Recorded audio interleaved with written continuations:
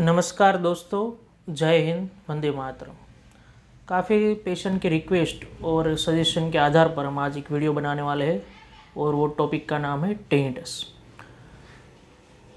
कान में आने वाली आवाज़ें, किसी को घंटी की आवाज़ सुनाई देती है, किसी को फ़ोन बजने की आवाज़ सुनाई देती है और किसी को तो खुद की आवाज़ बोलते हैं तो कान में सुनाई देती है। ये टिनिटस काफ़ी दर्दियों की कंप्लेंट रही है और उसमें कोई थेरापी पेशेंट कोई डॉक्टर दे नहीं रही है, सिम्टोमेटिक ट्रीटमेंट दे रहे हैं और वो पेशेंट परेशान हो रहे हैं। टिनिटस और मेनियर डिजीज़ दोनों के बीच इतना ही फ़र्क है कि टिनिटस में आपको ये आवाज़ है वो दोनों कान में सुनाई देगी और मेनियर डिजीज़ में कोई एक ही कान में, राइट या लेफ्ट कान में सुनाई देगी। और मेनियर डिजीज़ में साथ में आपको चक्कर आते हैं, वर्टिगो होता है। अब टिनिटस की कॉज क्या है, कारण क्या है, उसके ऊपर चर्चा करते हैं। तो पहला कारण है इंजरी। जी दोस्तों, टिनिटस कोई एक बड़ी बीमारी नहीं है, वो एक अंडरलाइन डिसऑर्डर की एक छोटी सी सिम्टम है, एक लक्षण है जो कोई दूसरी बीमारी को प्रेजेंट करता है। जी दोस्तों, तो टिनिटस के मुख्य कारण है उसके बारे में चर्चा कर रहे हैं। तो पहला कारण है इंजरी। आपको कहीं भी गले में है, कान में है या फिर हेड में कहीं भी आपको चोट लगती है तो उसकी वजह से आपकी ऑडिटरी नर्व डैमेज होती है, लगती है, तो उसके कारण आपको टिनिटस होने की संभावना रहती है। दूसरा कारण है वैक्स। कानों में पड़ा हुआ बहुत सारा मवाज कचरा, जो लोग रेगुलर मवाज कचरा साफ नहीं करते, उसको टिनिटस होने की संभावना बढ़ जाती है। दूसरा है इन्फेक्शन। कान के ऊपरी हिस्सों से लेकर अंदर तक, इचेशन ट्यूब तक, अगर कहीं भी बोन में कोई इन्फेक्शन है, कान की हड्डी में कोई इन्फेक्शन है, इचेशन ट्यूब में इन्फेक्शन है, ओटोरिया है, तो उसको टिनिटस होने की संभावना बढ़ जाती है। दूसरा है एज रिलेटेड टिनिटस। जी दोस्तों, बुजुर्ग लोगों में 60-70 साल की उम्र में टिनिटस का कोई स्पेसिफिक कारण न होने की वजह से उसको हम एज रिलेटेड यानी कि बढ़ती हुई उम्र के साथ टिनिटस आना बोल सकते हैं। कुछ बीमारियां जैसे कि डायबिटीज़ है, हाइपरटेंशन है, उसमें भी टिनिटस होने की संभावना बढ़ जाती है। कुछ दवाइयाँ जैसे कि एस्पिरिन लेना है, कैंसर की दवाइयाँ है या फिर हाइपरटेंशन की दवाइयाँ है, वो दवाइयों के कारण भी टिनिटस होता है। जी दोस्तों, और एक साइकोलॉजिकल एंगल से देखें तो क्रोनिक स्ट्रेस, डिप्रेशन। जी दोस्तों, जो लोग लंबे टाइम से कोई डिप्रेशन में है, कोई स्ट्रेस में है, उसको टिनिटस होने की संभावनाएं बढ़ जाती है, उसको टिनिटस होता है।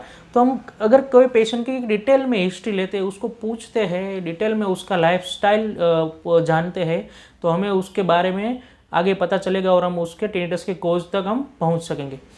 टिनिटस की सिम्टोमेटिक दवाइयाँ, मतलब कुछ देर के लिए उसको आराम हो जाए, ऐसी बहुत सारी दवाइयाँ हैं और वो दवाइयाँ ज़्यादातर आपको डॉक्टर प्रिस्क्राइब करते हैं। लेकिन आज हम कुछ ऐसी होम्योपैथी दवाइयाँ के बारे में बात करेंगे जो आपके टिनिटस को जड़ मूल से मिटा सकता है। तो पहली मेडिसिन है बराइटाकाब। जी दोस्तों, ये बराइटाकाब एज रिलेटेड टिनिटस, मतलब 60 साल से 70 साल के बुजुर्ग लोगों में दवाई दी जा सकती है। उसके साथ में उसको कोई सर्वाइकल प्रॉब्लम होगा या फिर प्रोस्टेट की कोई बीमारी होगी, उसका माइंड है वो बच्चों जैसा होगा, मतलब चाइल्डिश बिहेवियर होगा, वो उसका अंडरस्टैंडिंग पावर बहुत लो होता है और उसकी मेमोरी याद शक्ति बहुत कमज़ोर होती है। तो ऐसी आपको कोई सिम्टोमेटिक पिक्चर मिलता है तो आप उसमें बराइटाकाब 30 पावर की दवाई सुबह दोपहर शाम 3 टाइम दे सकते हैं। दूसरी एक दवाई है कोस्टिकम। जब बहुत सारा मवाज हो, कान में वैक्स हो, तो आप उसको कोस्टिकम दे सकते हैं। साथ में वो बहुत ही अच्छे लोग होते हैं जो सिंपैथेटिक होते हैं, दूसरे की तरफ दया भाव ज़्यादा रखते हैं, और वो लोग इतने डिप्रेशन में होते हैं, इतना स्ट्रेस लेते हैं कि उसको टिनिटस डेवलप होता है। कोस्टिकम वाले दर्दी को साथ में आपको वाट्स, कॉन्स भी देखने को मिलेंगे, तो आप ऐसे बंदे में आप कोस्टिकम दे सकते हैं। और तीसरी एक मेडिसिन है चेनोपोडियम। जब कान के कोई हड्डी के इन्फेक्शन की बात आती है तो चेनोपोडियम जरूर सोच सकते हैं।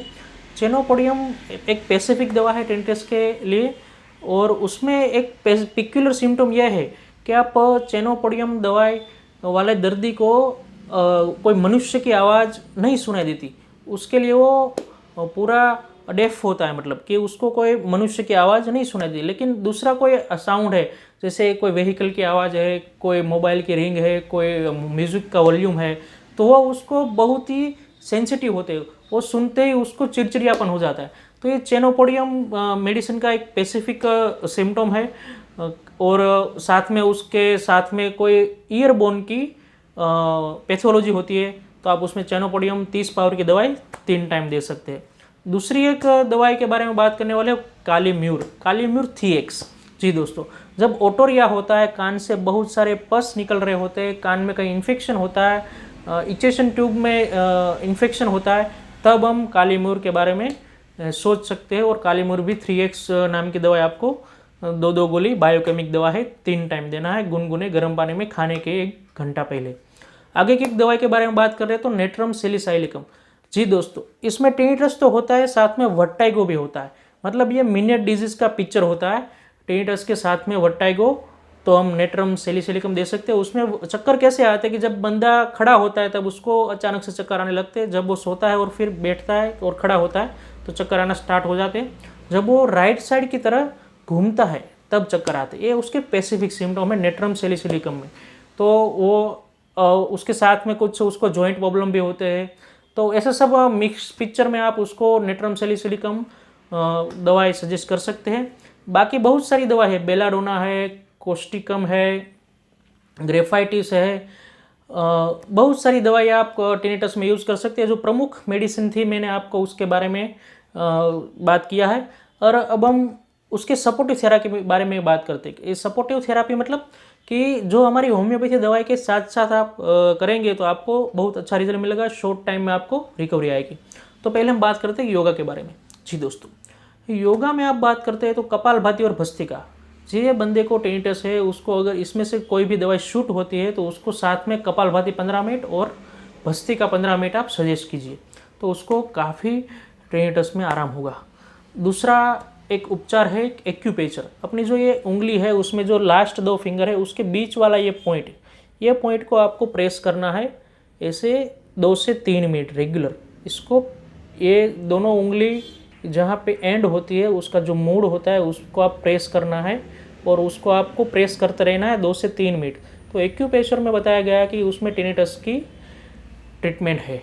तो ये दोनों सपोर्टिव थेरापी है। और साथ में एक थेरापी के बारे में बात करने वाले हैं तो एक कसरत है जिसमें आपको ये दोनों कान की बुट्टी है उसको खींचना है, जड़बे को आगे ले जाना है, फिर ऊपर लाना है और फिर आगे के दांत के साथ जोड़ना है। तो मैं आपको करके दिखाता हूँ, आप ध्यान से देखिए और सीखिए। आप पहले कान की बुट्टी खींचा, फिर जड़बे को आगे ले गए, पहले पूरा मुंह खोला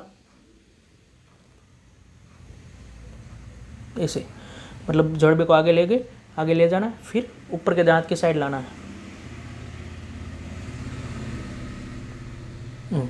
तो ये हो गई कान की एक्सरसाइज। और दूसरा है आप देसी गाय का घी लीजिए और कान की दोनों बुट्टी के साथ ऐसे मालिश कीजिए, रगड़ी।